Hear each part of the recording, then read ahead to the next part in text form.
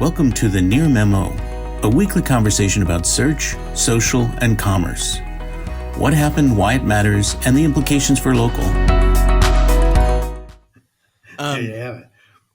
All right, so the third and final item today is an interesting one involving Google and General Motors, and they're starting with their 2024 Blazer, but presumably all their EVs going forward. What happened, Mike? So GM announced that on their EV platforms, they are moving away from CarPlay and Android Auto and building their own infotainment data collection vacuum system in cooperation with Google to monitor all of the aspects of the vehicle, not just infotainment, but their self-driving capacity and all this other stuff. And in doing that, are excluding CarPlay and Android Auto. It strikes me as on one hand, a very bold decision.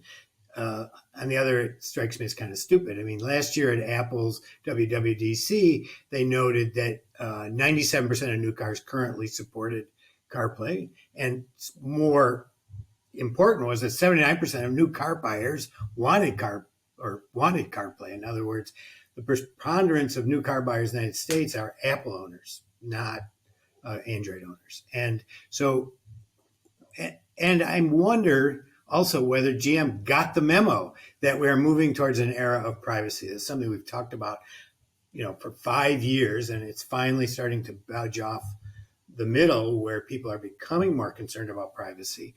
And the idea of GM sweeping up all this data, moving it across the cloud in real time, strikes me as antithetical to at least me. I would never buy a car that does this.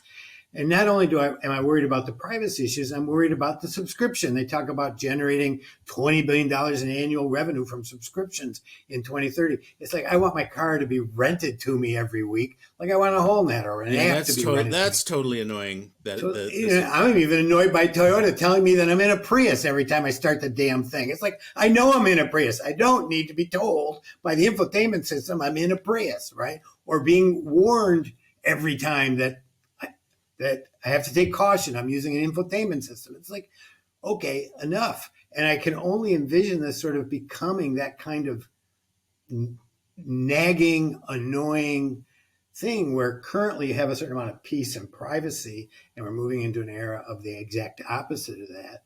And from where I sit, I think GM is making a mistake. Well, one thing that you didn't mention, Mike, you implied it, but you didn't mention is that GM is at least according to multiple pieces that have been written about the strategy of these car makers, is that they want to become a data broker. They want to sell, right. They want to aggregate and sell data to third parties, right? It is, for advertising purposes or whatever it is. And that's, I wouldn't be so concerned about the car collecting data for the improved performance of future vehicles or whatever, diagnostic purposes. But the idea that it's going to be resold is really annoying and kind of awful.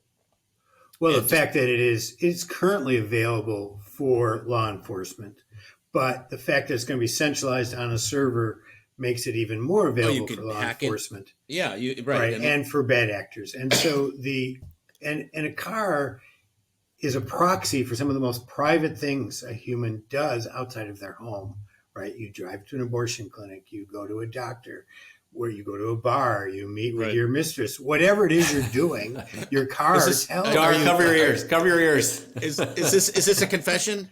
This is not a confession. I am putting myself in the position of others who are less discreet than I am. You go to the bank, then you go to the bar, then you meet with your mistress, then you leave the country. Well, but it is a lot of personal information that right now it is spread out in different systems in the car. It's fairly difficult. Well, your phone captures all of that. Your phone captures much of it, but if it's on the phone and it's not in the cloud, it's difficult for others to get to it. And I have the similar concern. From where I sit, this just totally convinced me that Apple needs to bring out a car sooner rather than later, where I don't have to worry about cloud. An entire car.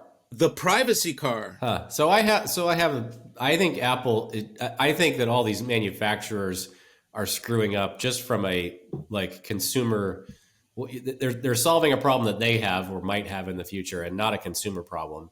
I think what consumers want, at least in my case, I want a dock where I can just plug in my iPhone and all my infotainment stuff becomes available in car mode, whatever that is.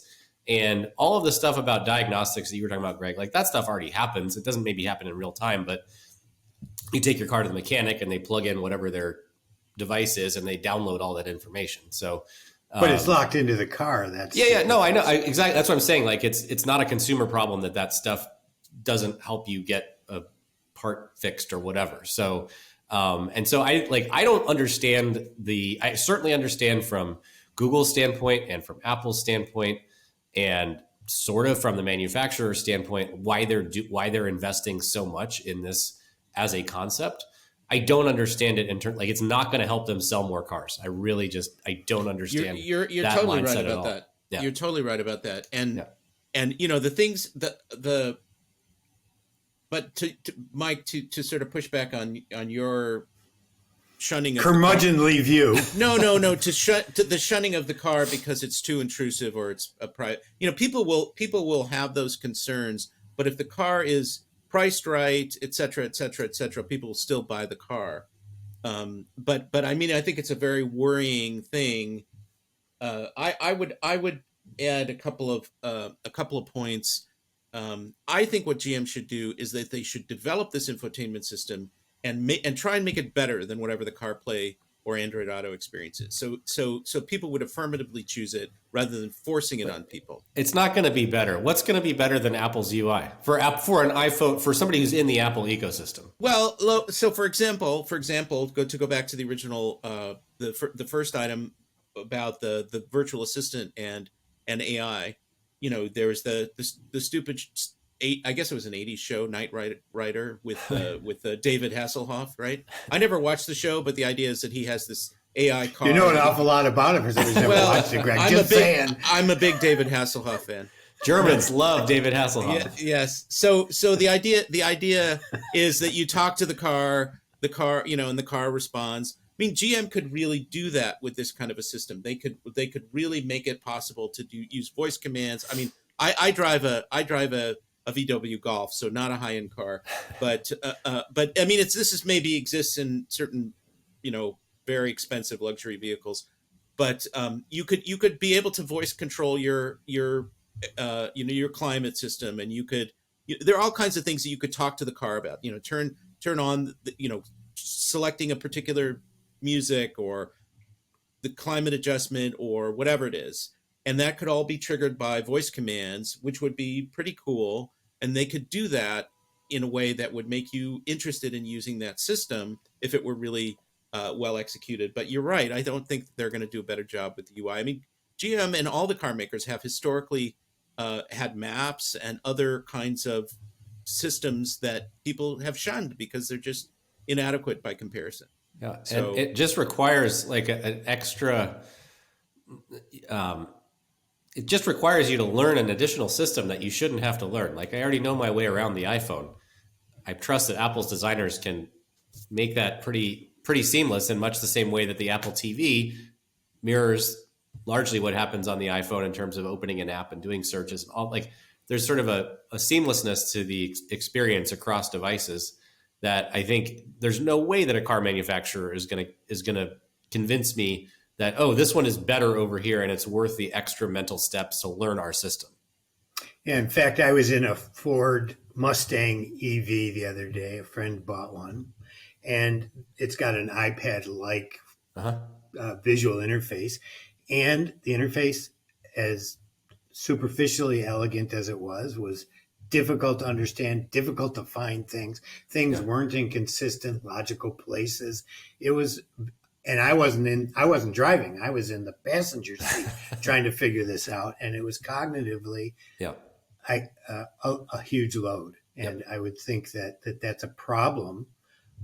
I think any screen like that is. I mean, Google is going to be the brain behind this in theory, right? Where GM stops and Google starts is a open question, but Google will presumably make this very intuitive and Google-like in many respects. And we don't really have time to to have an extended conversation about Google's strategy and what Google gets out of this. I think they have a similar relationship with Mercedes now, but Google, becomes the Intel inside, and they're going to get access to data, and it becomes a way for them to distribute apps and an advertising platform where there's a revenue share hypothetically with GM. And so there's that dimension of it, which that's why I said I totally understand this from Google's perspective. Like, yes, they need to be here. They need to be hoovering up all this data to have a competitive business model. But from GM's standpoint, I don't get it. I think Apple's CarPlay sort of 2.0 that they rolled out at the developer conference was threatening to some of these car makers. Although The Verge, I think, asked other car makers whether they were going to do something similar, and nobody responded in the affirmative. But I think that the sort of expansion of CarPlay made people think, oh, they're going to colonize our audience and kind of going to be this parasitic presence now in the car, doing things that we want to do. And so I get it from that standpoint, sort of a fear-based standpoint, but the execution may be highly problematic as we're discussing. Okay, so on that note, we are going to end episode 108. Come back for 109 next week. Tell your friends, subscribe to the newsletter, and have a great rest of your week. Happy Easter, happy Passover, and happy Masters weekend. Yes, happy Easter, happy Passover. Thanks for joining David, Mike, and Greg. To stay on top of the latest developments in local, subscribe to our newsletter at nearmedia.co. We'll see you next week.